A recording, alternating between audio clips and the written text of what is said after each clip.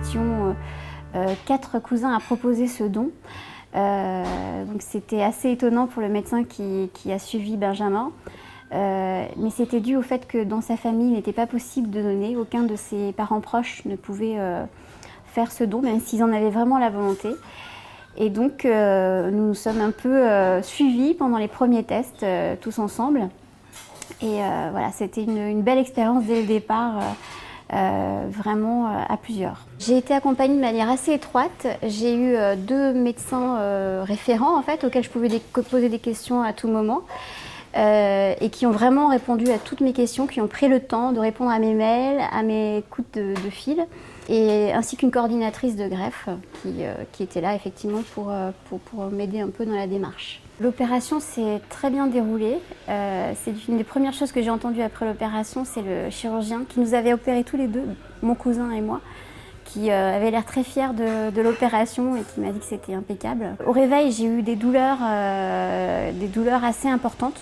Donc le premier jour, c'est une journée de douleur, effectivement, je l'ai ressenti très fort. Ma santé aujourd'hui est bonne, j'étais au ski il y a 1 mois, j'ai skié comme d'habitude, je me sens vraiment bien. Alors cette aventure m'a apporté plusieurs choses sur le plan psychologique, je pense que ça m'a appris à me connaître un peu moi-même.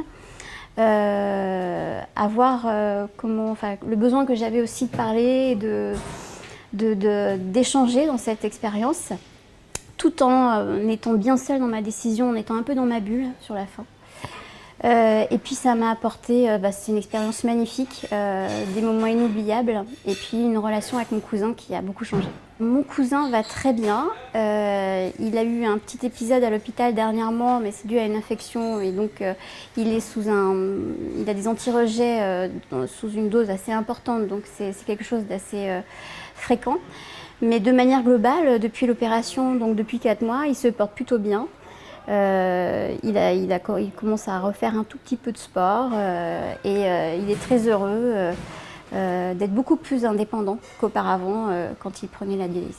Alors, le message que j'aurais adressé aux donneurs potentiels, c'est qu'il faut prendre le temps dans la décision, vraiment. Il faut se ménager une espèce de bulle parce qu'on a besoin d'échanger avec les autres, mais il y a un moment où il faut éviter justement de trop converser. Il faut vraiment se converser avec soi-même. Et justement sur ce thème-là, le meilleur conseil qu'on m'ait donné, c'était une question qui m'a été posée par mon conjoint, qui m'a beaucoup aidée. C'est et si ta décision est importante, on sait que maintenant tu peux la faire médicalement, aucun souci. Et comment tu le vivrais si finalement tu n'allais pas jusqu'au bout? Et cette question m'a suivie et m'a vraiment renforcée dans ma décision pour la suite.